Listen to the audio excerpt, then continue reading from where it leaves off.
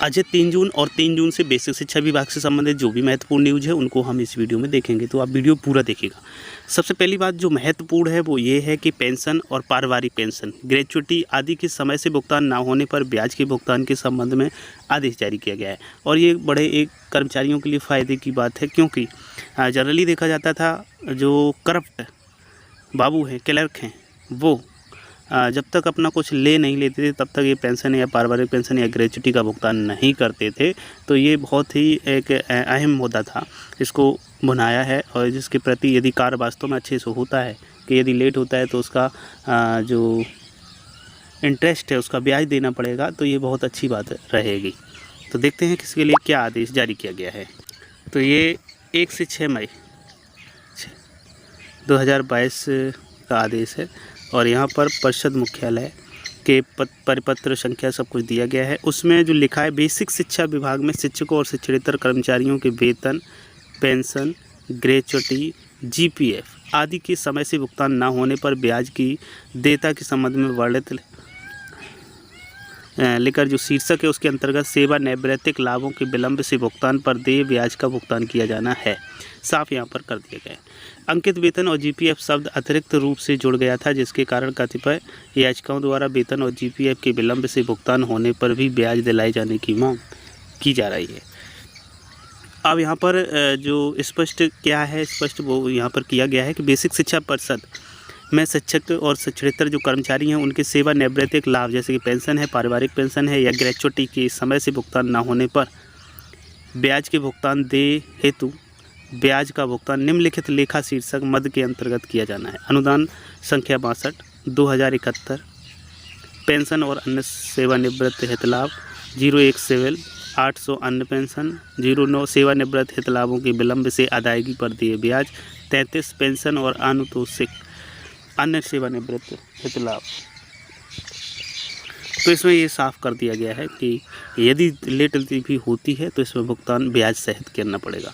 एक और महत्वपूर्ण आदेश है, बीएसए लेखा और बीईओ कार्यालयों के अनिवार्य निरीक्षण के संबंध में आदेश जारी किया गया है और निरीक्षण हेतु मुख्य बिंदु भी बताए गए हैं।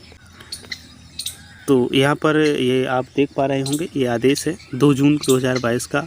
प्रेषक हैं शिक्षा निदेशक बेसिक, और यहाँ पर जो निरीक्षण होने उपरोक्त व्यवस्था के क्रम में आपको निर्देशित किया जाता है कि अपने मंडल के जिला बेसिक शिक्षा अधिकारियों, वित्त लेखा अधिकारियों, कार्यालयों, प्रशासनिक, वित्तीय, शैक्षिक कार्यों और त्रैमासिक निरीक्षण आप स्वयं करें। निरीक्षण करने हेतु तिथि निर्धारित करते हुए मंडल के जिला बेसिक शिक्षा अधिकारियों और वित्त एवं लेखा अधिकारियों को निरीक्षण के बिंदुओं से संबंधित बिंदुओं के संबंध में उन्हें सूचित कर दिया जाए। और इसके बाद में जनपदों के कार्यालयों में किए गए निरीक्षण की आख्या 2 सप्ताह के अंदर देनी होगी। वहीं पर नेक्स्ट न्यूज़ है, मानव संपदा पोर्टल पर विद्यालयों में नामांकित छात्रों, शिक्षकों, शिक्षा मित्रों, अनुदेशकों का विवरण अद्ययावधित किए जाने के संबंध में भी एक आदेश निकाला गया है कि सभी का अद्ययावधित होना चाहिए, यानी कि अपडेट होना चाहिए। तो यहाँ पर क्लियर किया गया है, साफ किया गया कि मानव संपदा पोर्टल पर अध्ययन अपडेटेशन की कार्रवाई संतोषजनक नहीं है। मानव संपदा पोर्टल का अपडेटेशन नियमित किया जाना अत्यंत आवश्यक है, परंतु जनपद स्तर पर यह कार्रवाई नहीं की जा रही है। मानव संपदा पोर्टल पर अपडेटेशन के लिए बेसिक शिक्षा परिषद के पत्र दिनांक 12/4/2022 द्वारा निर्देशित किए गए थे कि क्रम 12/6/2022 तक समस्त कार्रवाई पूर्ण की जाए। 30/4/2022 को विद्यालय में पंजीकृत छात्र संख्या के आधार पर छात्र संख्या भी अद्ययावधित की जाए।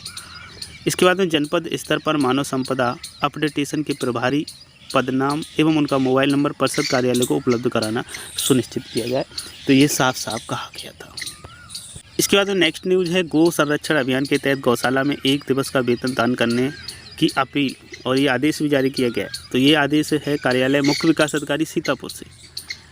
तो यहाँ पर ये कहा गया है कि जिलाधिकारी महोदय द्वारा यह अपेक्षा की गई है कि समस्त कार्यालयाध्यक्ष अपने विभाग में कार्यरत अधिकारियों कर्मचारियों से अनुरोध कर लें कि 1 दिवस का वेतन गौ संरक्षण हेतु दान स्वरूप उपलब्ध करा दें। इसके लिए संबंधित अधिकारियों कर्मचारियों से सहमति पत्र प्राप्त कर लिया जाए। जो अधिकारी कर्मचारी बिना किसी दबाव के उक्त अभियान में दान देकर भागीदार बनना चाहते हैं, उनके वेतन से 1 दिवस के वेतन की कटौती करके धनराशि जनपदीय खाते के नाम उत्तर प्रदेश गौ संरक्षण एवं संवर्धन को सीतापुर खाता संख्या दिया गया कि कोर्ट के बैंक शाखा इंडियन बैंक विकास भवन सीतापुर में जमा करा दिया जाए। तो ये सीतापुर विशेष के लिए है। तो यहाँ पर रिक्वेस्ट एक भेजी गई है सभी कार्यालय अध्यक्षों को, वो अपने एक कर्मचारियों का 1-1 दिन का वेतन स्वेच्छा से ले लें। अब यहाँ पर एक और महत्वपूर्ण न्यूज़ है, स्कूल खुलने के 3 दिवस के मतलब जिस दिन विद्यालय खुलेंगे उसके 3 दिनों के अंदर आपको नामांकन लक्ष्य यदि पूरा नहीं हुआ है तो उसको पूरा कर लें। पूर्ण की शर्त जारी हुआ, शिक्षकों का हुआ वेतन जो जारी किया गया था वो इसी शर्त के आधार पर किया गया था। तो ये जो है वो मिर्ज़ापुर ज़िले का आदेश है, इसी के संबंध में साफ किया गया।